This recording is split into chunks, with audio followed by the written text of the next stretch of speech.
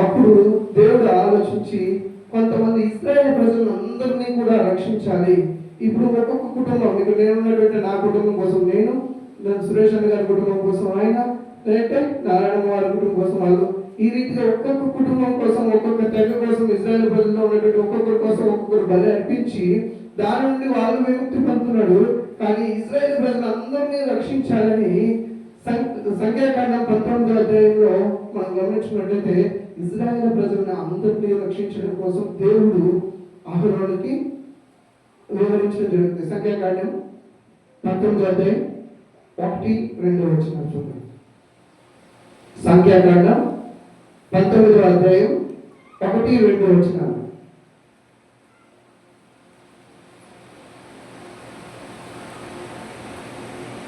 తొందరగా తీసుకోండి. మోషే అహరోనులకు ఇలాగ సెలవిచ్చిన. Thank you sister. హల్లెలూయా. ఇక్కడ ఏం జరుగుతుంది? యెహోవా అనేటువంటి దేవుడు మోషే అహరోను అనేటువంటి ఇద్దరు దైవ సేవకులకి ఈ రీతిగా వివరించాడు. ఏమని చెప్పారో 2వ వచనం చూద్దాం.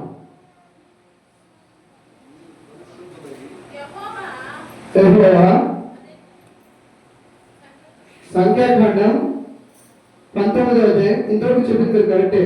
యెహోవా ఆజ్ఞాపించిన ధర్మశాస్త్ర విధి ఏదనగా ఇశ్రాయేలు కళంకము లేనిదియు మచ్చ లేనిదియు ఎప్పుడునూ కాడి మోయినదైన ఎర్రని పేరుని ఎదుకు తీసుకుని రావాలని వారితో చెప్పుము. హల్లెలూయా, హల్లెలూయా, హల్లెలూయా. ఈ సమయంలో మాట చెప్పడానికి ఇష్టపడతాను.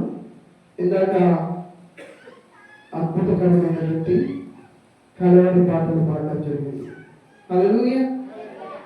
ఎంత చక్కటి పాటలు అంటే ఆ చక్కటి పాటలని చక్కటి స్వరంతో పాడుతున్నారు. ఇక్కడ మనమందరం కూడా ఆస్వాదిస్తున్నాం, బాగా సంతృప్తిగా ఆస్వాదిస్తున్నాం. హల్లెలూయా. నాకు అనిపించిన మాట ఏంటంటే మనం కేవలం శరీరంతో మాత్రం, నోటితో మాత్రం, చెవులతో మాత్రం విని ఆస్వాదిస్తున్నామని. హల్లెలూయా. ఈ క్షణంలో మనం జ్ఞాపకం చేసుకోవాల్సింది ప్రభు అయిన యేసుక్రీస్తు మరణించి మరణాన్ని జయించి లేచాడని కాదు, నీ కోసం నా కోసం అంత శ్రమలు అనుభవించాడని. ఒక్కొక్కరు పాడిన పాట భయంకరమైనటువంటి హృదయాన్ని పిండేటువంటి పాట. ఎవరు కూడా హృదయంతో పాటలను స్వీకరించలేకపోతున్నారు. హల్లెలూయా. ఆత్మతో సత్యముతో దేవుని ఆరాధించాలి. ప్రాణ ఆత్మ శరీరాలు దానికి ఏకం కావాలి. హల్లెలూయా. అప్పుడు మాత్రమే ఆ పాటకి అర్థం కానీ ఆ పాటకి నిజమైనటువంటి విలువ కానీ మన జీవితంలో నెరవేరడం జరుగుతుంది. హల్లెలూయా. కాబట్టి ఇప్పుడు మాట్లాడే ప్రతి మాటను దయచేసి మీరు కలవరగిరిలో ఉన్నారు, ఆ కలవరగిరిలో జరుగుతున్నటువంటి అంశాలు ఏంటి అనేటువంటి వాటిని మీ ఊహతో ఆత్మతో దాన్ని ధ్యానిస్తూ ఉండండి. అప్పుడు మీకు ఖచ్చితంగా అర్థమైంది. హల్లెలూయా. 2వ వచనం మరొకసారి సహోదరి సిస్టర్. యెహోవా ఆజ్ఞాపించిన ధర్మశాస్త్ర విధి ఏదనగా ఇశ్రాయేలీయులు కళంకము లేనిదియు మచ్చ లేనిదియు ఎప్పుడునూ కాడి మోయినదినైన ఎర్రని పెయ్యను నీ ఎద్దుకు తీసుకుని రావాలని వారితో చెప్పుము. ఎవరితో చెప్పాలి? ఇశ్రాయేలు ప్రజలతో. ఏమని చెప్పాలంట? ధర్మశాస్త్రం చెప్పే ప్రకారము ఇశ్రాయేలులో ఆ జనంలో జీవిస్తున్నటువంటి జనాలలో కళంకము లేనిదై ఉండాలి, మచ్చ లేనిదై ఉండాలి, ఎప్పుడు కాడి మోయినదై ఉండాలి, ఎర్రని పెయ్యి అయి ఉండాలి. హల్లెలూయా. ఎర్రని పెయ్యి అంటే ఎర్రగా ఉన్నటువంటి ఆవు కాదు, అంటే ఈత అయిపోయినటువంటి ఆవు కాదు, దూడ. అది మగదై ఉండకూడదు, ఆడదై ఉండాలి. హల్లెలూయా. ఆడదాన్ని పేయి అంటారు. హల్లెలూయా. ఇదే వచనాన్ని మనం మత్తయి సువార్త 26వ అధ్యాయం 57వ వచనాన్ని చూద్దాం. మత్తయి సువార్త 26వ అధ్యాయం. యేసును పట్టుకుని వారు ప్రధాన యాజకుడైన కయప అనేటువంటి వ్యక్తికి దగ్గరికి ఆయనను తీసుకుని పోగా చాలు సిస్టర్. హల్లెలూయా. ఇక్కడ యేసు ప్రభు ఎటువంటి వాడని మనం దాని గురించి వచనాలు చదువుకొని చెప్పాల్సినటువంటి అవసరం లేదు. ఎందుకంటే ఇక్కడ ఉన్నటువంటి వారందరూ కూడా యేసు గురించి బాగా తెలిసినటువంటి వాళ్ళే. హల్లెలూయా, హల్లెలూయా, హల్లెలూయా, హల్లెలూయా. దేవుని నామానికి మహిమ కలుగును గాక. యేసు ప్రభు పరిశుద్ధుడు. ఇక్కడ లేవి ఖండంలో సంఖ్యాకాండంలో మనం 19వ అధ్యాయం 2వ వచనంలో చూసినట్లయితే కళంకము లేనిదై ఉండాలి, దానితో మచ్చ లేనిదై ఉండాలి, ఎప్పుడును కాడి మోయలేదై ఉండాలి అని లేవి ఖండంలో చెప్పారు. ఇది ఇశ్రాయేలు ప్రజలందరినీ పాప పరిహారంలో నుండి పైన 5 బలుల నుండి పొందేటువంటి విముక్తిని ఒకే ఒక బలిలో ఇశ్రాయేలు ప్రజలకు విముక్తి కలగాలనేటువంటి ఉద్దేశంతో ఎర్రని పేయిని బలి ఇవ్వడానికి సిద్ధపడ్డారు. ఆ ఎర్రని పేయి ఎలాగ ఉండాలి, ఎర్రని దూడ ఎలాగ ఉండాలి అన్నట్లయితే కళంకము లేనిదై ఉండాలి, మచ్చ లేనిదై ఉండాలి, దానిపైన ఎప్పుడు కూడా కాడిమాను పెట్టి ఉండకూడదు. అలాంటి దాన్ని అహరోను దగ్గరికి మోషే దగ్గరికి తీసుకొని రావాలని మొదటగా ఒక ఆజ్ఞ ఇవ్వడం అనేది జరిగింది. హల్లెలూయా. ఇక్కడ మన మత్తయి సువార్త 26లో చూసిన ప్రకారం యేసు ప్రభుని ఎవరి దగ్గరికి తీసుకొచ్చారు? కయప అనేటువంటి దైవ దాసుని దగ్గరికి తీసుకొచ్చారు. ఇక్కడ పేయిని ఎవరి దగ్గరికి తీసుకొని వెళ్ళాలి? అహరోను దగ్గరికి, మోషే దగ్గరికి తీసుకొని రావాలి. అక్కడ పేయిన్ అనేటువంటి వ్యక్తి ఎవరు? చదవండి ప్రకారం 26:57. హల్లెలూయా. ఇప్పుడు అర్థమైందా? ఎవరైనా ప్రధాన యాజకుడు. మోషే అహరోను కూడా ఎవరు? యాజకులు. ఇక్కడ కయప అనేటువంటి వ్యక్తి కూడా యాజకుడు. దానికి సంబంధం ఎట్లుందని ఒకసారి గమనించండి. తర్వాత ఇది ఎందుకు జరిగింది అనేది లాస్ట్ లో నేను చెప్తాను. హల్లెలూయా. ఇక్కడ యేసు ప్రభు ఎవరు? కల్మషం ఉన్నటువంటి వ్యక్తి. ఆయన జీవితంలో ఏమైనా మచ్చ ఉందా? ఆయన పైన కాడిమాను దేనికి సాదృశ్యం? ఒక్కొక్కటి మనం గమనించుకుందాం. మొదటిది, ఆయన పైన కల్మషం అనేది ఉండకూడదు. ఎర్రని పేయిలో కల్మషం అనేది లేని తీసుకొని రావాలి. దానిపైన మచ్చ అనేది ఏమి ఉండకూడదు. యేసు ప్రభుకి కల్మషం లేదు, మచ్చ లేదు. కాడిమాను ఎందుకు సాదృశ్యం? పాపానికి సాదృశ్యం. యేసు ప్రభులో ఏముంది? పాపం ఉందా? హల్లెలూయా. దయచేసి ఇక్కడ ఉండండి, ఎవరు ఎక్కడికి పోదండి. ఒకటి కన్ఫ్యూజ్ గా ఉంది, అర్థమవుతుందో లేదా? ఇక్కడ ఇజ్రాయేల్ ప్రజల్ని రక్షించడానికి యెహోవా అనేటువంటి దేవుడు ఒక ఆజ్ఞ ఇచ్చాడు. ఇజ్రాయేల్ ప్రజల్లో ఉన్నటువంటి ప్రతి పాపాన్ని 5 రకాల బలులు అర్పించేదానికి బదులుగా ఒక ఎర్రని పేయిని అర్పించడానికి, వారందరినీ ఆ పాపాల నుండి విమోచించడానికి ఈ ఆజ్ఞని ఇస్తున్నాడు. హల్లెలూయా. ఇక్కడ మనం కొత్త నిబంధన కాలంలో గమనించుకున్నట్లయితే ఇజ్రాయేల్ ప్రజలతో పాటు భూమి పైన ఉన్నటువంటి ప్రతి ఒక్కరిని రక్షించడానికి ప్రభు అయిన యేసుక్రీస్తుని ఈ లోకానికి దేవుడు అనుగ్రహించి ఇచ్చాడు. ఆ అనుగ్రహించి ఇచ్చినందుకు ఎందుకోసము? లోకాన్ని దేవుడు ఎంతగానో ప్రేమించాడు. అందు నిమిత్తమై తనకి ఒక్కడే కుమారుడైనటువంటి యేసుక్రీస్తుని బలిగా అర్పించడానికి అర్పించాడు. హల్లెలూయా. ఇప్పుడు క్లారిటీ వచ్చిందా? అక్కడ ఇజ్రాయేల్ ప్రజలను రక్షించడానికి ఎవరిని పేయి అవసరము, ఇక్కడ సమస్తంలో ఉన్నటువంటి మానవాళిని అందరినీ రక్షించడానికి యేసుక్రీస్తు అవసరము. ఈ ట్విస్ట్ లాస్ట్ లో చెప్తాం అనుకున్నాను, మీకు అర్థం కాకుండా ఎర్రముఖం తరముఖం చూస్తాను కాబట్టి ఫస్ట్ చెప్తున్నాను. హల్లెలూయా. ఇక్కడ 2 రకాలైనటువంటి అంశాలు ఉన్నాయి. ఒకటి, ఇజ్రాయేల్ ప్రజల్ని యెహోవా ఏ రీతిగా రక్షించుకున్నాడు, అదే రీతిగా యేసు ప్రభు ఈ లోకంలో జీవిస్తున్న వారందరినీ కూడా ఏ రీతిగా అర్పించుకున్నాడు. అక్కడ యెహోవా దేవుడు ఒకే ప్రణాళిక, ఇక్కడ ఈ కొత్త నిబంధనలో కూడా ఒకే ప్రణాళిక. కానీ అక్కడ ఎవరిని పేయిని వాడుకున్నాడు, ఇక్కడ తనకు ఉన్నటువంటి ఒకే ఒక కుమారుని వాడుకున్నాడు. హల్లెలూయా. అక్కడ ఇజ్రాయేల్ ప్రజల్ని మాత్రమే రక్షించాలనుకున్నాడు. ఇక్కడ లోకంలో జీవిస్తున్నటువంటి ప్రతి ఒక్క సర్వంలో ఉన్నటువంటి మానవాళిని, మనుషుల్ని అందరినీ రక్షించాలని ఈ ప్రణాళికను సిద్ధపాటు చేశాడు. హల్లెలూయా. ఈ 2 అంశాల్లో ఒకే రీతిగా జరుగుతున్నాయి. ఫస్ట్ అక్కడ మచ్చ లేనిదై ఉండాలి, దాంతో కల్మషం లేనిదై ఉండాలి, అది పాపం అనేది దానిపైన ఒక మొక్క కొంచెం కూడా ఉండకుండా ఉండాలి. దాన్ని ఎవరి దగ్గరికి తీసుకువెళ్ళాలి? యాజకుడి దగ్గరికి తీసుకోవాలి. ఇక్కడ యేసు ప్రభువును కూడా అదే రీతిగా చేశారు. కల్మషం లేనటువంటి వ్యక్తి, ఆయనలో మచ్చ లేదు, ఏం లేదు, ఆయనలో పాపం ఏమనేది లేదు. వాయిని కూడా శిక్షించడానికి ఫస్ట్ ఎవరి దగ్గరికి తీసుకొచ్చారు?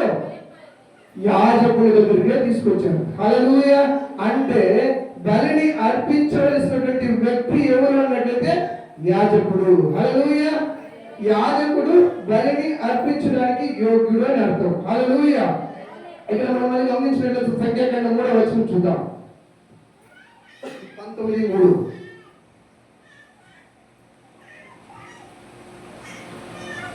ఇది ఎక్కువ ఉంది, షార్ట్ కట్ చేసి నేను చెప్తున్నాను. హల్లెలూయా. మీరు యాజకుడైన ఎలియాజరుకు దానిని అప్పగించవలెను. ఒకడు పాలెము వెలుపలికి దాన్ని తోలుకొని పోయి అతని దానిని వధింపవలెను. హల్లెలూయా. హల్లెలూయా. అర్థమైందా? ఇక్కడ యాజకుడు ఇంకొక వ్యక్తికి అప్పగిస్తున్నాడు. ఆ అప్పగించినటువంటి వ్యక్తి ఇంకొకరికి అప్పగిస్తున్నాడు. ఆ అప్పగించిన ఆయన పొందుకున్నటువంటి ఆ ఎర్రని పాయను పొందుకున్నటువంటి వ్యక్తి ఎక్కడికి వెళ్తున్నాడు? పాలెము వెలుపలికి. అంటే ఉన్నటువంటి జనాలు ఉన్నటువంటి ప్రదేశాన్ని విడిచి వెలుపలికి వెళ్ళాలి. వెలుపలికి తీసుకుని పోయి అతన్ని దాని ఎదుట దానిని వధించవలెను. అతడు వెలుపలికి తీసుకుని పోయి దాన్ని వధించవలెను ఉంది. హల్లెలూయా. హెబ్రీయులకు రాసిన పత్రిక 13వ అధ్యాయం 12వ వచనం చూద్దాం. హెబ్రీయులకు రాసిన పత్రిక 13వ అధ్యాయం 12వ వచనం.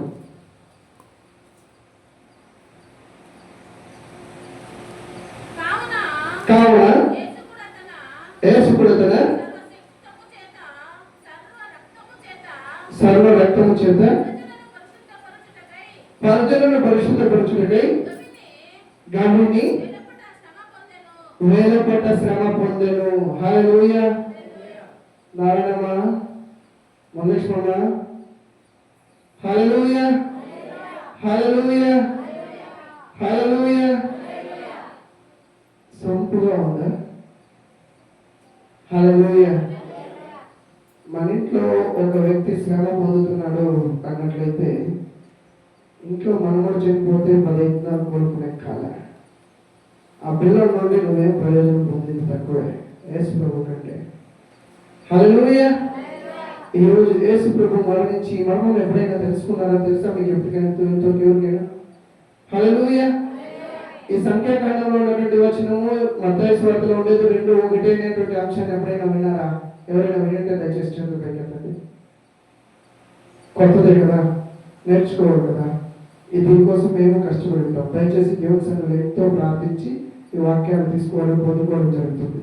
దయచేసి నిద్రను కొంచెం అవాయిడ్ చేయండి. యేసు ప్రభువుని ఒకసారి ఊహించుకోండి. మీ ఆత్మతో యేసు ప్రభువుని ఒక్కసారి ధ్యానించుకున్నారంటే ఆ నిద్ర ఆత్మ మీ నుండి వెళ్ళిపోతుంది. లేదు మీరు లోకానుసారంగా శారీరకంగా ఆలోచనలో ఉన్నారంటే నిద్ర ఆత్మ మీ పైకి ఉంటుంది. హల్లెలూయా. ఇక్కడ ఆ వెలుపల ఎర్రని పేయిని వెలుపలికి తీసుకుని వెళ్ళి, అంటే పాల్యమునకు వెలుపల తీసుకుని పోయి దాన్ని వధించాలి. ఆ వధించినటువంటి ఆ పశువుల తర్వాత ఏమేమి చేస్తారనేటువంటి అంశాన్ని మనం ధ్యానించుకున్నాం. ఫస్ట్ ఇక్కడ ఆ పేయి అనేది ముందు ఉన్నటువంటి 5 రకాలైనటువంటి బలులు ఎక్కడ జరిగేది? మందిరంలో జరిగేది, బలిపీఠం వైపు జరిగేది, మందిర ఆవరణంలో జరిగేది. అంతా కూడా దేవుని ఆలయం ఎదుట లేదా చుట్టుపక్కల ఆవరణలో బలి అర్పణ అయితే బలిపీఠం పైన, అన్నదాన బలి అయితే ఆవరణంలో జరిగేది. ఇటువంటి 5 రకాల బలులు కూడా కేవలం ఇజ్రాయేల్ ప్రజలు ఉన్నటువంటి ఆ ఆలయం చుట్టూ మాత్రమే జరిగేవి. ఈ ఎర్రని పేయి బలి ఇజ్రాయేల్ ప్రజలతో పాటు అనేక మంది కూడా ఈ బలిని గ్రహించాలనేటువంటి ఉద్దేశంతో ఆ వెలుపలికి తీసుకువెళ్ళి, అంటే ఆ పాల్యములకు వెలుపల, అంటే జన ప్రదేశం ఉన్నటువంటి ఆ స్థలంలో కాకుండా బయటకు తీసుకువెళ్ళి ఆ ఎర్రని పేయిని వధించాలి అని దేవుడు మోషేతోనూ అహరోనుతోనూ ఆజ్ఞయించి ఉన్నాడు. హల్లెలూయా. అదే రీతి కూడా మనం హెబ్రీ 13:12 చూసిన ప్రకారం యేసు ప్రభువును కూడా ఎక్కడికి తీసుకుని వెళ్ళారు? గలిలీ వెలుపలికి తీసుకుని వెళ్ళారు. హల్లెలూయా. అంటే మనకు ఇప్పుడు తెలిసిన ప్రకారం గోల్కొతా కొండ వైపుకి తీసుకువెళ్ళి అక్కడ ఆయన్ని బలి అర్పించడం అనేది జరిగింది. హల్లెలూయా. హల్లెలూయా. ఇలా ఇజ్రాయేల్ ప్రజలను రక్షించడం కోసం ఆ కాలంలో యెహోవా దేవుడు అహరోనుకు మోషేకు ఈ రీతిగా ఆజ్ఞాపించి ఎర్రని పేయిని బలిగా అర్పించమని అర్పించడం జరిగింది.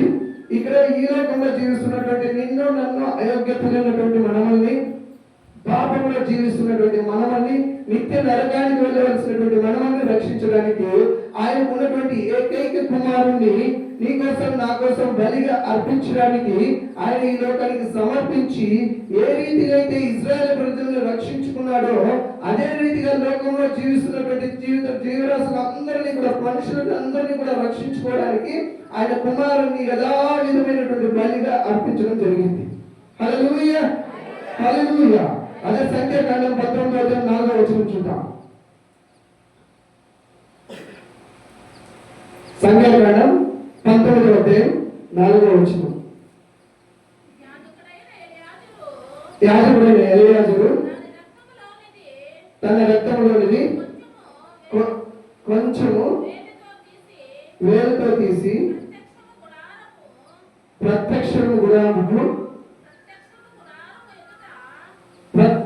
గుడారపు ఎదుట ఆ రక్తములో కొంచెము 7 మారలు ప్రోక్షించవలను. హల్లెలూయా. వాక్యంలో కొంచెం చదవడం కట్ చేస్తే పాపం. హల్లెలూయా. వాక్యంలో అర్థం మారిపోతుంది. హల్లెలూయా. ఇక్కడ ఏం చేస్తున్నాడంటే ఆ ఎర్రని పేరును వధించిన తర్వాత యాజకుడైనటువంటి ఎలియాజరు ఏం చేయాలంట, ఆ రక్తాన్ని చేతిలో ఇలా తీసుకుని ప్రత్యక్ష గుడారం వైపు 7 సార్లు ఇలా చూపించాలి అని దేవుడు వాక్యం సెలవిస్తుంది. హల్లెలూయా, హల్లెలూయా, హల్లెలూయా. కొత్త నిబంధన ప్రారంభంలోకి వచ్చినట్లయితే అదే రీతిగా నీ కోసం నా కోసం బలైనటువంటి యేసుక్రీస్తు 7 రకాలైనటువంటి మాటలని ఈ ప్రపంచమంతటి వైపు 7 రకాల మాటలను చూపించడం జరిగింది. హల్లెలూయా, చల్లడం జరిగింది. ఆ 7 రకాలైనటువంటి మాటలు ప్రపంచాన్ని తారుమారులు చేసే రీతిగా అద్భుతకరంగా ప్రబలించినట్లు జరిగింది. హల్లెలూయా, హల్లెలూయా. అర్థమైందా? ఆ రోజు ఇశ్రాయేలు ప్రజలందరినీ రక్షించడం కోసం ఎలియాజరు అనేటువంటి దైవ సేవకుడు ఆ రక్తం వధించబడినటువంటి ఎర్రని పేయిలో ఉన్నటువంటి రక్తాన్ని ఇలా చేతికి అందుకొని 7 సార్లు ఇలా చల్లడం జరిగింది. ఆ చల్లిన రక్తం ద్వారా ఇశ్రాయేలు ప్రజలందరూ రక్షించబడ్డారు. ఏంటంటే వారు చేసినటువంటి ప్రతి పాపం నుండి, శారీరక పాపం కావచ్చు, నోటి ద్వారా చేసినటువంటి ప్రతి విధమైనటువంటి పాపం నుండి వాళ్ళు విడుదల పొందుకోవడానికి ఎర్రని పేయ రక్తం 7 సార్లు చురుకడం వల్ల ఇశ్రాయేలు ప్రజలు రక్షించబడ్డారు. అదే రీతిగా యేసు ప్రభువు కూడా ఈ లోకంలో ఆయన రక్తాన్ని కార్చి ఆఖరిగా చనిపోయే ముందు 7 రకాలైనటువంటి మాటలను 7 మాటలను మాట్లాడి ప్రపంచంలో ఉన్నటువంటి ప్రతి మనిషిని రక్షించడానికి ఉపయోగకరంగా ఉన్నది. హల్లెలూయా, హల్లెలూయా. ఇప్పుడు మనం దేన్ని ధ్యానించుకోబోతున్నాం? ఆ 7 రకాల చిటికినటువంటి రక్తం ఎంత విలువైనదో దానికంటే కోట్లాది కోట్ల రెట్టింపు విలువైనటువంటి 7 మాటలని మనం ఈ రోజు ఇప్పుడు ధ్యానించుకోబోతున్నాం. హల్లెలూయా, హల్లెలూయా. దయచేసి గమనించండి. ఈ 7 మాటలు ఒక్కసారి మీరు ధ్యానించేదానికంటే ముందు మీ హృదయంలోకి రావాల్సినటువంటి ఒక కార్యం ఏమన్నట్లయితే ఎవరు కూడా అశ్రద్ధ చేయొద్దు. 7 సార్లు ఆయన చిరిగినంత మాత్రానే ఇశ్రాయేలు జాతి మొత్తం రక్షించబడింది. ఒక్క చిపుకు మిస్ అయి ఉంటే వాళ్ళకి రక్షణ అనేది తగ్గింది. హల్లెలూయా, హల్లెలూయా. ఒక మనిషి ఎమర్జెన్సీ కేసులో ఉన్నాడు, హాస్పిటల్లో ఉన్నాడు. ఆయనకు 2 లీటర్లు 3 లీటర్ల రక్తం కావాలి. 3 లీటర్ల రక్తం కావాల్సినప్పుడు 3 లీటర్ల రక్తం ఇస్తే బతుకుతాడా? 2 లీటర్లు 1 లీటర్ ఇస్తే బతుకుతాడా? హల్లెలూయా. అర్థమవుతుందా? ఒక మనిషి ప్రాణాపాయ స్థితిలో ఉన్నాడు, మరణించే స్థితిలో ఉన్నాడు. మరణించేటువంటి స్థితిలో ఉన్నటువంటి వ్యక్తికి ఎమర్జెన్సీగా కంపల్సరీ 3 లీటర్ల రక్తం ఆయనకు అవసరం ఉంది. ఆ 3 లీటర్ల రక్తము ఆయనకి ఎక్కిస్తే ఆయన బతుకుతాడా? లేదా 2 1 వేసి ఎక్కిచ్చేస్తే బతుకుతాడా? ఇంకా అర్థం కాదా? హల్లెలూయా. ఆయన బతకాలంటేనే మినిమం 3 లీటర్లు కావాలి అన్నప్పుడు ఖచ్చితంగా 3 లీటర్లు కావాలి. హల్లెలూయా. మనం కూడా ఈ లోకంలో రక్షించబడి దేవుని రాజ్యాన్ని కట్టాలి, దేవుడికి ఖచ్చితంగా ఉపయోగించబడాలి, దేవుడు నీవు పరిశుద్ధంగా జీవించాలి, పరలోక రాజ్యానికి వెళ్ళాలి అన్నట్లయితే 7 మాటలు మనకి అవసరమే. హల్లెలూయా. ప్రపంచాన్ని తారుమారు చేయడానికి నిన్ను ఉపయోగించుకోవాలన్నా ఆ రోజు ఆ 7 మాటల్ని అంగీకరించినటువంటి అపోస్తలులు ప్రపంచాన్ని తలకిందులు చేశారట. హల్లెలూయా. అట్లీస్ట్ వాళ్ళు మనం తలకిందులు చేయకపోయినా మనమైనా తలకిందులు పడి నరకానికి పోకుండా తలెత్తుకొని పరలోకానికి పోయేదానికన్నా 7 మాటలు ఉపయోగపడతాయి. కాబట్టి దయచేసి ఈ 7 మాటలని శ్రద్ధగా భయంతో భక్తితో ఈ 7 మాటలు నాకు కావాలి, నేను ఎమర్జెన్సీ స్థితిలో ఉన్నాను, నేను ఖచ్చితంగా చెప్తాను, మన సంఘంలో ఉన్నటువంటి ప్రతి ఒక్కరు కూడా ఎమర్జెన్సీ స్థితిలోనే ఉన్నాం. ఆత్మికంగా నేను నిజంగా ఎమర్జెన్సీ స్థితిలోనే ఉన్నాను. నేను ఎక్కువ ఆరాధన చేస్తాను, నేను ఎక్కువ పాటలు పాడతా, ఎక్కువ వాక్యం చెప్తా, ఇదంతా ఆత్మికంగా ఖచ్చితంగా ఎమర్జెన్సీలో ఉన్నాను. కాబట్టి ప్రతి ఒక్కరు రక్షణకు పోవాలి, ప్రతి ఒక్కరు దేవుని మనసు పొందాలి, ప్రతి ఒక్కరు మనలో భయం ఉండాలి, మనలో భక్తి ఉండాలి అన్నట్లయితే ప్రతి మాటని శ్రద్ధాశక్తులతో వినండి. హల్లెలూయా. ఖచ్చితంగా మాట్లాడినటువంటి మర్మాన్ని 7 మాటలు బోధించే వాళ్ళు వివరిస్తారు. తర్వాత అది అర్థపూర్వకంగా లేనట్లయితే దాని గురించి నేను కూడా మళ్ళీ వివరించడానికి ప్రయాసపడతాను. హల్లెలూయా. హల్లెలూయా. ఇప్పుడు ఈ 7 రకాలైనటువంటి చెల్లినటువంటి ఆ రక్తం కంటే విలువైనటువంటి 7 మాటల్లో మొదటి మాటలు మన మధ్యలో ఉన్నటువంటి అయ్యగారు మనతో పంచుకుంటుండగా చెప్పండి బట్టి ఆహ్వానిద్దాం.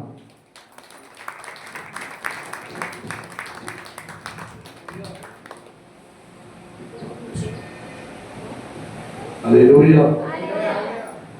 రైట్.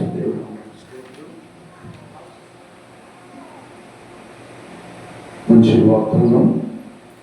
పాత నిబంధనలో మనకిచ్చిన 5 రకాల బలులు, మరి కొత్త నిబంధనలో మనకిచ్చిన వాగ్దానం.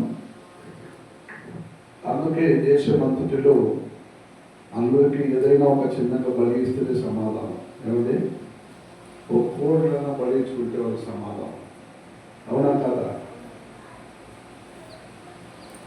ఒక ప్రేయర్ చేసి ఒక సమాధిలో మా చిన్నాయన్ని చాలా గొప్పగా చాలా మనుషులు వచ్చినారు. నేను శవం బాక్స్ మోసుకుంటూ ముందుకు పోతున్నాను, నా వెనకాల జనాలు నడుచుకుంటూ వస్తున్నారు. ముందుకు పోయింది కింద పెట్టిండ్రు. ఇదంతా ప్రార్థన చేసినాక నేను ఆయన్ని లోపల పెట్టాలి ప్రేయర్ చేసి. అప్పుడు వాళ్ళ అన్నదమ్ములు వచ్చిండ్రు. ఎవరన్నదమ్ములు చచ్చిపోయినదే మా చిన్నాయన, వాళ్ళ అన్నదమ్ములు వచ్చిండ్రు వేరే ఊరు నుండి. మా రుణం తీరాలి, మేము కొంచెం వేదన చేసుకుంటాము.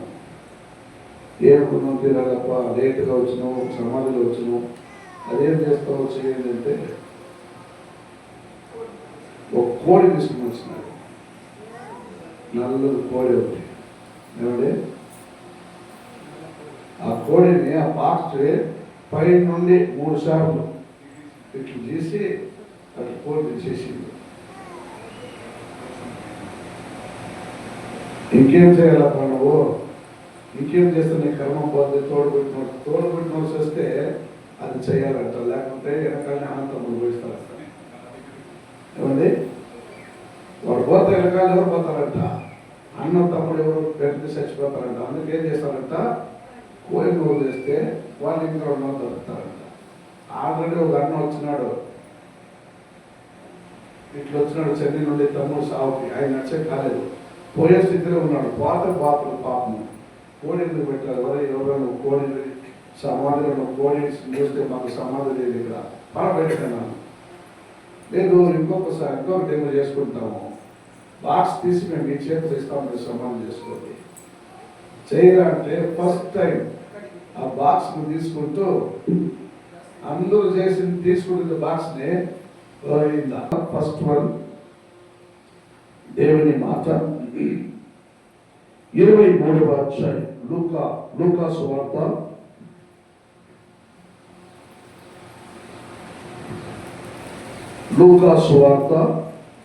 23వ అధ్యాయం లూకా సువార్త 23వ అధ్యాయం 34వ వాక్యం 34 నేను చదివిస్తాను. ద ఫస్ట్ వర్డ్ అది యేసుక్రీస్తు శిలువలో ఉండేటప్పుడు 7 మాటలు అన్నాడండి. మీ తాతది సొమ్ము ఎవరికైనా దొరికిందా? తాత దాస్తే విల్లు అంటారు తెలుసా? విల్లు కదా, వీలునామం రాసి పెట్టి నాకు సొమ్ము దొరికిందని ఎవరైనా ఉన్నారో చెప్పేవాళ్ళు ఎవరు లేరా? అయ్యో సరే. చివరిగా చచ్చిపోయే స్థితిలో ఉండేవాడు ఏమంటే ఒకరు పొడిచాడు అనుకో పారిపోతాడు. హాస్పిటల్లో పోలీసులు వచ్చి వాళ్ళు అడుగుతారు, అయ్యా ఎవరా నిన్ను పొడిచిందంటే వాడు ఏమంటాడండి, బాబు పాస్టర్ అని చచ్చిపోయినాడు అనుకో, నాయన బాబు పాస్టర్ పొడిచింది. ఎందుకంటే సచ్చినోడు అబద్ధం చెప్పడు. చచ్చిపోయే టైంలో ఉంది కారణంలో జనాలు తెలిసిన அறிவு. అది లోయ ఏమంటే అర్థమవుతుందా? చచ్చిపోయే ముందు వాడు ఏం చెప్తాడో ఆ మాటే చివరిగా వాక్యములో స్టేట్మెంట్గా తీసుకుంటారు. అది లోయ. వాళ్ళు ఒకవేళ చచ్చిపోయినాడు అనుకోండి, వెంటనే నన్ను వెతుకొని వస్తారు, నన్ను పట్టుకొని పోతారు. అది లోయ. ఆ రకంగా చివరి స్టేట్మెంట్ గా యేసుక్రీస్తు 7 మాటలు సిలువలో పలకరించాడు. హల్లెలూయా. అందులో మొదటి మాట 23వ అధ్యాయం 34వ వాక్యం. మొదటిగా యేసుక్రీస్తుని హింసించి కొట్టి అవమానించి ఏమండి ఎందుకు తెలుసండి, ఆయన బట్టలు విప్పి ఆయన హింసించి ఆయన అవమానించి ఇంకేమేమి చేశారు అందరూ చెప్పండి చూద్దాం. ఊపి వేసి. ఎలా ఉమ్మారండి? ఎలా ఉమ్మారు? అప్పుడు ఉమ్మిన వాళ్ళందరూ ఎవరండి? మీ తాత ముత్తాతలే. నువ్వా యేసు, నువ్వా దేవకుమారుడు, నువ్వా రాజు అని ఏం చేశారు? ఉమ్మి వేశారు. ఉమ్మిన వాళ్ళు ఎవరండి? ఆ ఉమ్మినోడు బిడ్డలే మీరు అందరండి, మనం అందరూ. అదే నూనె వాళ్ళ బిడ్డలే మనం. అందుకే దేవుడు అన్నాడు, తండ్రి వాక్యం చదువుతున్నాను, యేసు తండ్రి వీరేమి చేయించున్నారో వీరు ఎరుగురు గనుక వీరిని క్షమించమని చెప్పింది. హల్లెలూయా. యేసుని బట్టలు విప్పుచున్న వారు నేనేం చేస్తున్నానో జ్ఞానం లేక చేస్తున్నారు. కొట్టినవాడు, తిట్టినవాడు, సిలువలు వేయమని కేకలు వేసిన వాళ్ళందరూ ప్రజలు ఏమండి అప్పుడు జరిగిన కార్యాలు మీ అందరికీ తెలుసు. ఈతని సిలువలు వేయడానికి చంపివేసేయడానికి ఏ అంత గొప్ప కార్యం తప్పు ఆయన చేసినాడని నాకేం కనపడలా. ఈయన వదిలిపెట్టేద్దాం అనుకున్నాను అంటే నువ్వేమో వదిలిపెట్టేదానికి వదిలిపెట్టద్దు. ఆయన సిలువలు వేసింది. సిలువలు అడుగు మాకొద్దు అడుగుంటే ఏం చేస్తాడు? అందరినీ రక్షణ మార్గం నడిపిస్తాడు. వాడు చెప్పే మాటలంతా మాకు భయంగా ఉంది. ఏమన్నారండి? యేసయ్య చెప్పిన మాటలతో వాళ్ళకి ఎలా ఉందంట? మీరు మాట్లాడాలి. ఎలా ఉన్నది? ఏం భయము? చంపేస్తాడు అన్నాడా? ఏమండి ఎవరు తెలుసా అన్నాడా? అట్లన్నాడా? ఏమన్నాడో కలిసి చెప్పండి, మీరు మాతో మాట్లాడండి. ఏమన్నాడండి? దేవుని రాజ్యం సమీపమైనది, నీ పాపమును పోగొట్టుకుంటూ నువ్వు నాయనగా తిరుగు, నన్ను నువ్వు వెంబడు, మరణించే వరకు స్థిరంగా నిలబడు, అన్యాయం చేయొద్దు, మోసం చేయొద్దు, వాళ్ళ సొమ్ము వీళ్ళ సొమ్ము ఆశించొద్దు, వాళ్ళ భార్య వీళ్ళ భార్యను ఆశించొద్దు, వాళ్ళ మొగుడు వీళ్ళ మొగుడును ఆశించొద్దు, వాళ్ళ సొమ్ము వీళ్ళ సొమ్ము ఆశించొద్దు. ఏం చెయ్యి? పవిత్రుడిగా బ్రతుకు, పరిశుద్ధతలుగా బ్రతుకు. అందుకే దైవ సేవకుడు వాగ్దానంలో పాత నిబంధన చెప్పిన ప్రకారం మచ్చలేని ఏమండి ఒక చుక్క మచ్చ కూడా ఉండకూడదు. చిన్నగా మచ్చలేని ఒక ఎర్రది దూడని ఏం చేశారండి? బలి ఇవ్వాలని ఆనాడులో చెప్పారనే వాక్యంలో. ఇప్పుడు కొత్త నిబంధన కాలంలో అదే మచ్చలేని ఎర్ర దూడని వెతుకుతున్నారు మళ్ళీ. అవి దొరికిందంటే అవి వధించి మరలా జెరూసలేములో మందిరం కట్టడానికి ప్రారంభిస్తారు. హల్లెలూయా. ఆల్రెడీ మచ్చలేని మస్తరము, ఏ వైరాగ్యము, కోపము లేని ఒక రక్షకుడు భూమిలో పుట్టినాడు, ఆయన మరణించినాడు. హల్లెలూయా. అటువంటి యేసయ్య ఇక్కడ తన సిలువలో ఉండకుండా ఒక మాట అన్నాడు, తండ్రి వాళ్ళు ఏం చేస్తున్నారో వాళ్ళకి తెలియదు కాబట్టి వారిని క్షమించమని అన్నారు. హల్లెలూయా. ఈ మాటలతో కొంతమంది మన ఇస్లాం సహోదరులు ఏం వాదన చేస్తున్నారంటే, తండ్రి వాళ్ళు ఏం చేస్తున్న వాళ్ళకు తెలియదు కాబట్టి వాళ్ళని క్షమించమని అన్నాడు కదా, అట్లయితే ఆయన దేవుడు కాదు, తండ్రి అని పిలిచాడే ఆయన దేవుడు. హల్లెలూయా. నువ్వు అలాగే అనుకుంటున్నా సోదరుడా, నువ్వు అలాగే ఉండు. హల్లెలూయా. ముందుకు పోయినవాడు ముందుకు పోతాడు, వెనకాల ఉన్నవాడు వెనకాలే ఉంటాడు. హల్లెలూయా. వాక్యంలో ఉంది, ముందు ఉన్నవాడు వెనకాల, వెనకాల ఉన్నవాడు ముందులోనే. కానీ నువ్వు అలాగే అనుకోనుండు. యేసు ఇహలోకములో ఆయన నరపుత్రుడుగా శరీరధారి అయి ఇహలోకములో దిగి వచ్చి నీ కొరకు శిలువ యాగమై మరణించే మునుపు ఒక మాట చెప్పినాడు, తండ్రి మీరేమి చేస్తున్నారో వాళ్ళకు తెలియదు కాబట్టి వారిని క్షమించుము. హల్లెలూయా. ఈ రోజున టాపిక్ రేపటికి అంత్యమవుతుంది. హల్లెలూయా. రెండవ కార్యం రెండో దేవుడు బ్రదర్ సురేష్ గారు రెండవ మాట చదవండి. మైక్ లేయండి. వాళ్ళు చదువుతున్న వాళ్ళు ఎవరో చదువుతారు, వాళ్ళకి మైక్ లేయండి. గమనించండి. రెండవ మాటలు లూకా 23:43 గమనించుచున్నాను నేను. ఆమేన్. హల్లెలూయా. ఎవరితో మాట్లాడిండు? అమ్మా నన్ను చూడండి, తల అందరూ కింద కూర్చుండి. అమ్మ అందరూ నన్ను చూడండి, అమ్మ అందరూ నన్ను చూడండి. అయినా చదివినారు, నేడు నాతో కూడా పరదేశములు ఉండదు. ఎవరితో మాట్లాడింది మాట? ఎవరి? అదే మనతో కాదు, పప్పులతో మాట్లాడి. మనతో కాదు, పప్పులతో, పప్పులు వేసిన వాళ్ళతో మాట్లాడేది. ఏమన్నాడు? నేడు నాతో పరదేశములు. ఎందుకు ఈ మాట అన్నాడండి? అమ్మా మీరు తెలుసుకోవాలి, క్రీస్తు అంటే ఏమిటో. వారు వచ్చేది ఆరాధన చేసేది వేరే, ఇది సత్యం మీరు తెలుసుకోవాలి. యేసు ఎందుకు పుట్టాడు, ఎందుకు మరణించాడు, మరలా రాబోతున్నాడు ఎందుకన్నాడు మీరు తెలుసుకోవాలి. రెండో మాట, సిలువలో ఉండేటప్పుడు, సిలువలో ఉండుకొని ఈ 3 అవర్లు చెప్పిన మాటలు ఇవి. రెండో మాట ఏమన్నాడు? నేడు నీవు నాతో కూడా. ఎందుకు ఈ మాట అన్నాడమ్మా? ఆ పక్కలో ఉన్న దొంగడు ఏం చేసిండో, ఏం చెప్పిండు? యూదుల పద్ధతుల మేరకు సిలువ మాటలో వేయటం వారిలో పద్ధతి. క్రీస్తును మాత్రం కాదు, అనేకులను సిలువ మాటలు ఆ కాలంలో వేసేవారు. హల్లెలూయా. సిలువ మాటలు వేసి పెడతారు. యేసు క్రీస్తును ఒక్కడిని మాత్రమే అలా చేయి చాపి 2 కాళ్ళు అలా నీళ్ళు పొడుగుగా వేసిండ్రు.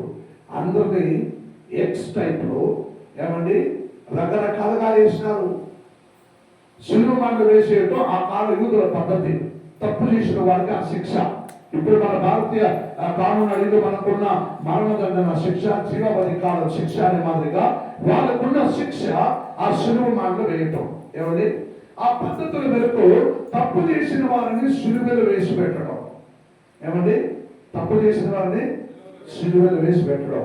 సిలువలో వేసి పెట్టి ఉండగా ఏమండి ఈ స్టోరీ కంటే నేను వస్తాను, రేపు వరకు వస్తుంది స్టోరీ.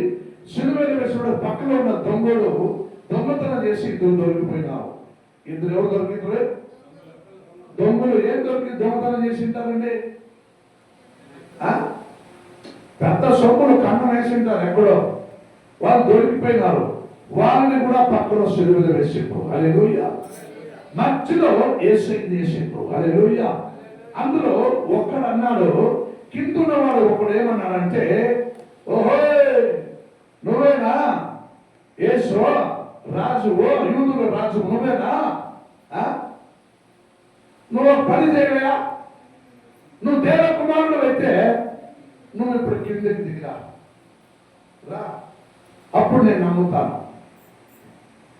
నిన్ను నువ్వు కాపాడుకోలేవు, నువ్వేమైనా నన్ను కాపాడేది అని చెప్పి నవ్విండ్రు కింద ఉన్నవారు. అప్పుడు పక్కన ఉన్న దొంగడు ఏమన్నాడంటే, అవును కదా, నువ్వు దేవకుమారుడు అయితే కిందికి దిగిపోవయా, వాళ్ళందరూ పిలుస్తా ఉన్నారు కదా, నువ్వు నిజంగా దేవకుమారు దిగే కిందికి ఏమండి? అప్పుడు ఇంకొక దొంగడు అన్నాడు, ఒరే పాపిస్తున్నా, ఒరే దుర్మార్గుడా, ఏం మాట్లాడుతున్నా? నువ్వు నేను చేసిన ఈ తప్పులకు పాపములకు మనకి శిక్ష న్యాయమైనదా? ఏ పాపము చేయని లోక రక్షకుడుగా ఆయన మనల్ని మాట్లాడడానికి మనసులా వచ్చిందా దుర్మార్గుడా అని తిట్టిన వెంటనే, అయ్యా ఎస్ఐయా ప్రభు ఏదో తెలియక మాట్లాడింటాడు. అయ్యా నీ నీ నీ సమయం, నీ కాలం వచ్చినప్పుడు ఈ భక్తులని జ్ఞాపకం చేసుకోవాలి. ఏమన్నాడు? అయ్యా నీ సమయం వచ్చినప్పుడు, నీ కాలం వచ్చినప్పుడు, నీకు కాలం వస్తుంది నాకు తెలుసు అయ్యా, నీకు ఒక రోజు ఉంది నాకు తెలుసు, నీ రాజ్యం వచ్చినప్పుడు ఈ దాసులు నీకు వచ్చి జ్ఞాపకం చేసుకోయ్యా అన్నాడు. హల్లెలూయా. వారి మాటల్లో ఎలా ఉంది? ఎలా ఉందండి? చంప పగలినట్టు కొడుతుంది కదా, అట్లుంది ఆయన మాట. ఆయన మాటల్లో యేసయ్య సత్యం తెలుసుకున్నారు, నిజంగా మాట్లాడుతున్నారు. అప్పుడు అన్నాడు, నేడు నీవు నాతో కూడా పరమేశ్వరుడు. ఆమేన్. హల్లెలూయా, హల్లెలూయా. అంటే సచ్చిన వెంటనే యేసు తనతో కూడా ఆ దొంగను కూడా పరదేశములకు తీసుకెళ్ళాడు, పరలోకానికి కాదు. హల్లెలూయా. ఎక్కడ తీసుకెళ్ళాడండి? రైట్. ఇప్పుడు మూడవ మాట కొద్దాం. మూడవ మాట ఎవరు? In the cards. Can you please read the third one?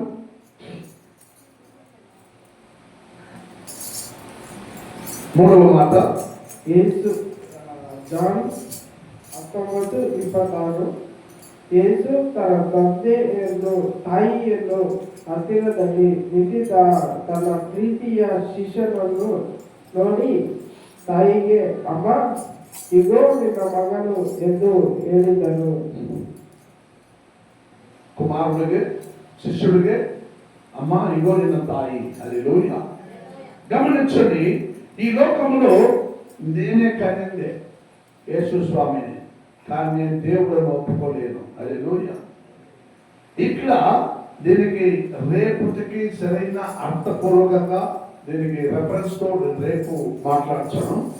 మూడవ కార్యం, శిలువ మాట నుండి పైనుంచి కిందకు చూసిండు యేసు స్వామి. ఏమండి? ఎక్కడ చూసిండు? కిందకు చూసిండు. అలా కిందకు చూస్తుండగా ఒక మూడులో యేసయ్యకి కనిన మరియాడు ఆయన నిలుచుకుంటూ ఏం చేస్తా ఉందండి? బిడ్డ బాధపడుతుంటే తల్లి ఏం చేస్తా ఉంటుందండి? నవ్వుతా ఉంటుందా? నవ్వదు. తల్లి ఏం చేస్తా ఉంటుంది? ఒకసారి ఏడుండి చూద్దాం. నా విశ్వాసులకైతే ఏడ్చేదానికి తెలియదు, నవ్వేదానికి తెలియదు. ఏమండి? నవ్వండి. అదే మీరు చరిత్ర తెలుసుకోకపోతే మిమ్మల్ని చూసి లోకం నవ్వుతుందండి.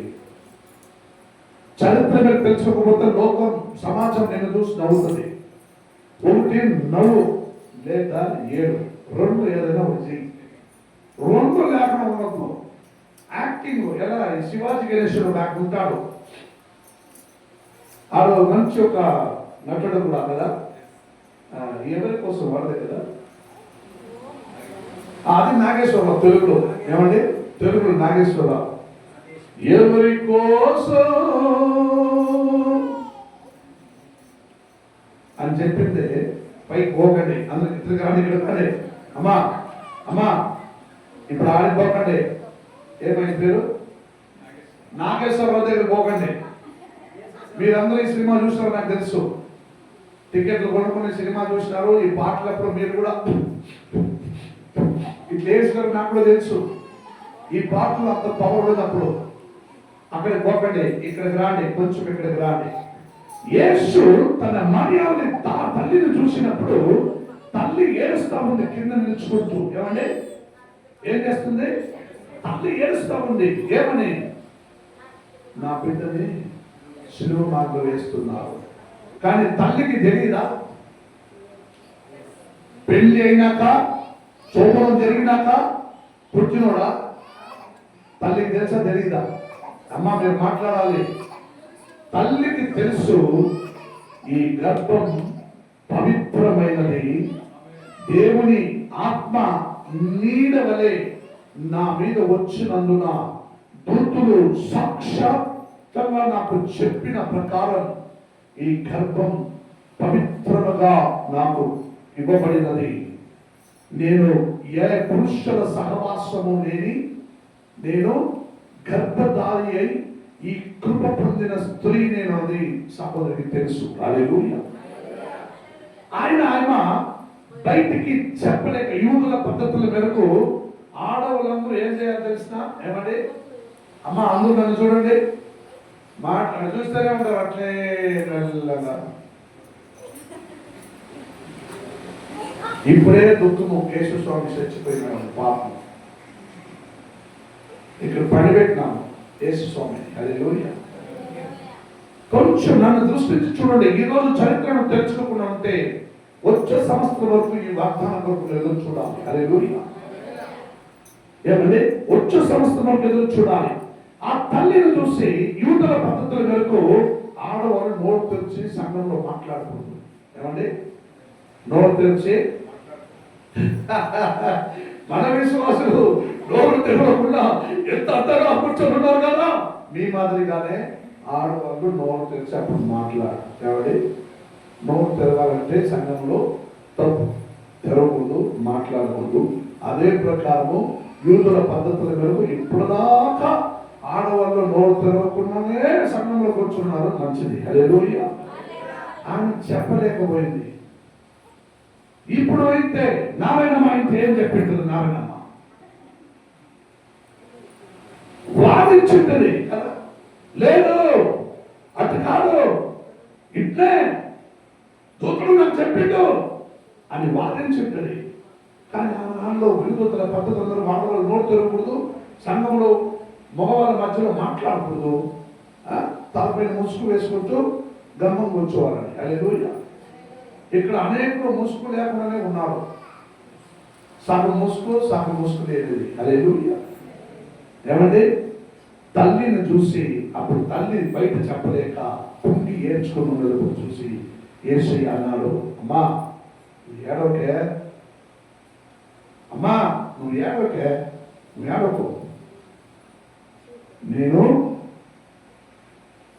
నువ్వు కన్నవాడైనా నీ శరీరంలో రక్తము పంచుకొని పుట్టిన వాడిని కాదు.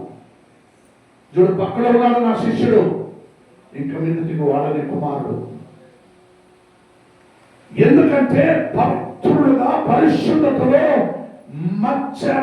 మచ్చలేక నా ప్రజల కోసం నేను మరణించాల్సిన ఈ కొత్త నిబంధన కాలంలో బలి అర్పణగా ఇవ్వబడాల్సిన శరీరమే నాది. హల్లెలూయా.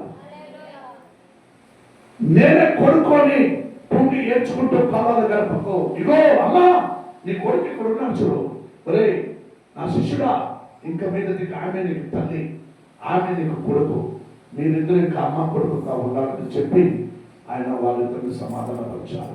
హల్లెలూయా.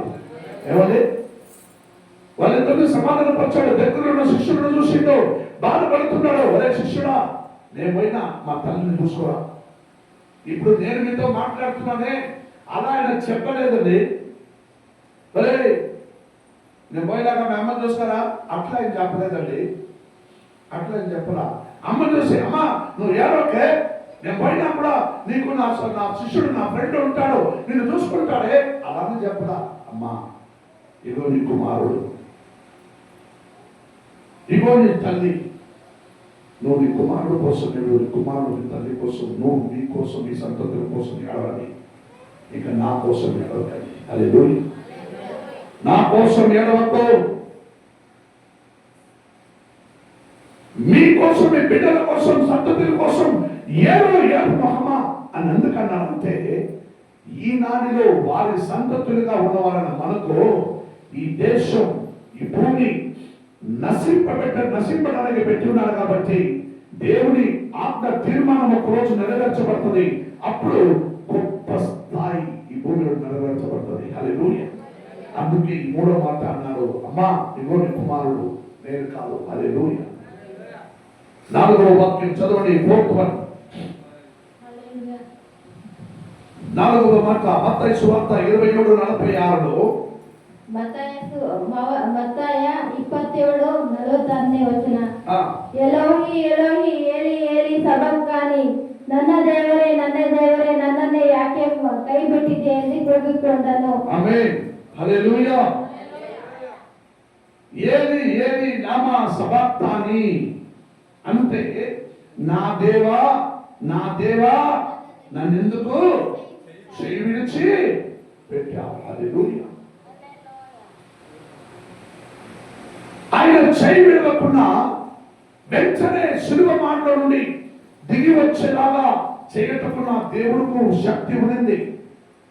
ఏమంటే ధర్మశాస్త్రంలో మీరు చూస్తున్నారు, పౌలు, బర్నబా, పేతురు వీళ్ళందరూ శరచాలలో పడి ఉండగా ప్రార్థించుచున్నప్పుడు ఏమంటే అన్ని సంకల్పం అంటే ఆ చంగ్లీలు అన్ని కట్టులు విప్పబడి వాకులన్నీ తెరవబడి వాళ్ళు బయటికి నడుచుకుంటూ వచ్చి వెళ్ళిపోయారనే వాక్యం చూస్తున్నాం. హల్లెలూయా. నా దేవునికి శక్తి ఉంది, కానీ ఆ రోజు నాటికి నడవాల్సినది నడవాలి, జరగాల్సినది జరగాలంటే దేవుడు చేసినట్టున ఆయన సంకల్పం ఈ సంబంధి గ్రామానికి చెందిన ఈ చెప్పులోని గేట్లో ఉన్న ఈ ఆరాధన చర్చ్ ఆలయంలో ఈ రోజు కూర్చుండడానికి సాధ్యమైనది. హల్లెలూయా. ఏమండి, ఈరోజు మీరు అందరూ ఇక్కడ వచ్చి కూర్చోవడానికి ఆయన దిగి వచ్చింటే నువ్వు వచ్చింటావా చర్చ్కే? నువ్వు రావు. హల్లెలూయా.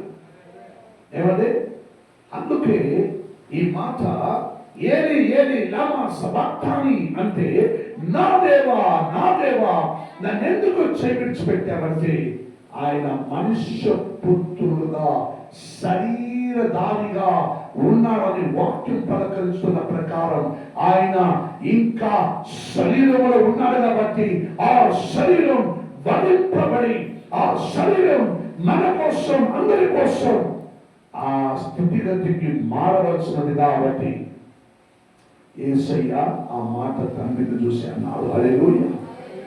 దీనికి ఈ మాటకు 4వ మాటలకు 1 నుండి 4వ మాట ఈ అన్ని మాటలకు రేపు నేను కంప్లీట్ చేస్తాను. అందుకే ప్రియమైన దేవుచునులారా, దేవుని యందు ఈ మాటలు చాలా జాగ్రత్తగా మీరు వినాలి. హల్లెలూయా. 5వ మాట సిలువలో ఉన్నప్పుడు 5వ మాట దేవుడు ఏమన్నాడో కాల్చి గమనించండి. యోహానను ಬರೆದ ಸುವಾರ್ತೆ 19ನೇ ಅಧ್ಯಾಯ 28ನೇ ವಚನ. ಇದಾದ ಮೇಲೆ ಯೇಸು ಈಗ ಎಲ್ಲ ತೀರಿತೆಂದು ತಿಳಿದು ಶಾಸ್ತ್ರದ ಮಾತು ನೆರವೇರುವಂತೆ ನನಗೆ ನೀರಡಿಕೆ ಆಗಿದೆ ಎಂದನು. ఆమేన్. హల్లెలూయా.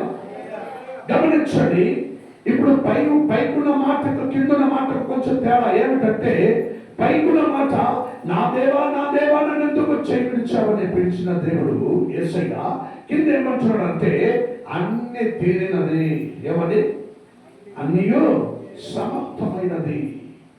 ఇంకా నేను కిందకి దిగి సిలువలో నుండి తప్పించబడి, ఏమంటే సినిమాలో చూపిస్తారు కదా, ఆ మరి క్లైమాక్స్ లో తప్పించుకుని పోయి మళ్ళీ వేరెక్కడైనా, ఏమంటే ఇప్పుడు సినిమాలో 2వ పార్ట్ కూడా తీస్తారు. మొదటి పార్ట్ ఆ డైరెక్టర్ జాస్తి అయిందని కట్ చేసి కంప్లీట్ చేస్తే ఆయన తప్పించుకున్నాడు హీరో, మళ్ళీ 2వ పార్ట్ లో వస్తాడని వారు నిరూపిస్తారు. హల్లెలూయా. ఆ మరి చేయకపోతే 2వ పార్ట్ గా యేసు మరలా తప్పించుకొని పోయి 2వ పార్ట్ లో ఇంకొక స్టోరీ క్రియేట్ చేయడానికి ఏం కాదు.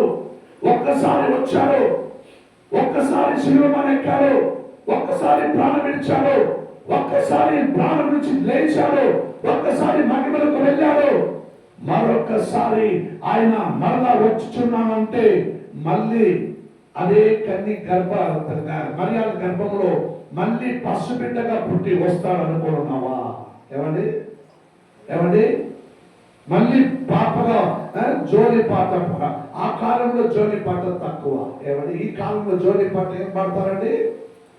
ఎన్నో పాటలు వచ్చేసినాయి. జో జో లాలి పాడన మందు. అలా మళ్ళీ మళ్ళీ యేసయ్య పసిబిడ్డగా పుడతాడు, జోజోలాలి పాడదాం అనుకోకు. ఆయన రారాజుడుగా మళ్ళీ రాబోతున్నాడు. హల్లెలూయా. ఆయన ఈ మాట అంటున్నాడు, అన్ని సమర్థమైపోయినది. నాకు ఇచ్చిన జవాబారి నా తండ్రి మాట నేను స్థిరంగా నెరవేర్చాను. సమర్థమైనది అని చెప్పి నాకు దప్పిగా ఉన్నది. హల్లెలూయా. నాకు దప్పిగా ఉన్నది. హల్లెలూయా. నేను దప్పికొని వచ్చున్నాను, అన్ని తీరిపోయింది. హల్లెలూయా. ప్రియమైన దేవుచులారా, నీకు నాకు ఈ దప్పి రావాలి. హల్లెలూయా. నార్మల్గా ఎంతమందికి షుగర్ ఉందండి? ఇక్కడ షుగర్ ఉన్న ఎంతమంది ఉన్నారు? How many persons? సిగ్గుపడకండి, నాకు కూడా షుగర్ ఉంది. ఎంత కామన్, మనకు స్వీట్ అంతా బాగా తినొచ్చు. ఇప్పుడు షుగర్ లేని వాళ్ళు భయపడుతున్నారండి. అదే స్వీట్ తింటే షుగర్ వచ్చేస్తుందని భయపడుతున్నారు. వచ్చిన దేనికి భయపడాల్సిన అవసరం లేదు. ఏమంటే షుగర్ వచ్చిన దేనికి భయపడాల్సిన అవసరం లేదు. షుగర్ ఉన్న ఎంతమంది ఉన్నారండి? షుగర్ ఉన్న వాళ్ళందరికీ తెలుసు, నోరు ఎండిపోతే దెప్పి ఎలా ఉంటుంది. ఏమండి నేను చెప్పింది అర్థమైందా? నోరు ఎండిపోతే అంటే షుగర్ లేని వారికి దెప్పి అంటే ఏమో తెలియదండి. నోరు ఎండిపోతే కదా వాళ్ళకి తెలిసేదానికి. నోరు ఎండదు, దెప్పి వాళ్ళకి తెలియదు. హల్లెలూయా. అందుకని నా అభిప్రాయం ప్రకారం షుగర్ పేషెంట్లు అందరి కొరకు దేవుని నామానికి స్తోత్రం. హల్లెలూయా. హల్లెలూయా. సో నేను దెప్పికొచ్చున్నానని దేవుడు 5వ మాట పలకరించాడు. 6వ మాట please be read the 6th one. యోహాನ ಬರೆದ ಸುವಾರ್ತೆ 19ನೇ ಅಧ್ಯಾಯ 30ನೇ ವಾಕ್ಯದಲ್ಲಿ ಯೇಸು ಉಲ್ಲಾಸವನ್ನು ತಗೊಂಡ ಮೇಲೆ ತೀರಿತು ಎಂದು ಹೇಳಿ ತಲೆಬಾಗಿಸಿ ಆತ್ಮವನ್ನು ಒಪ್ಪಿಸಿಕೊಟ್ಟನು. గమనించండి, నేను నాకు దెప్పికొచ్చున్నాను అని చెప్పి అన్నీ సమర్థమైనదని చెప్పి దేవుడు ఏం చేశాడండి? ఏం చేశాడు? తన ప్రాణం విడిచేదానికి తన ఆత్మను తల ఉంచుకుంటూ ఆయన సమర్పించారు. హల్లెలూయా. కొంతమంది ఇప్పుడు కూర్చున్న వాళ్ళలో కొంతమంది ఎలా ఉన్నారంటే, ఇప్పుడు సిలువలో యేసు తన ఆత్మని అప్పగించి తల ఉంచుకుంటాడు చూడండి, అట్లు కూర్చో ఉన్నారు. ఏమండి మీరు ఇప్పుడు ఆత్మ విడిచిపెడతారా? లేదు కదా.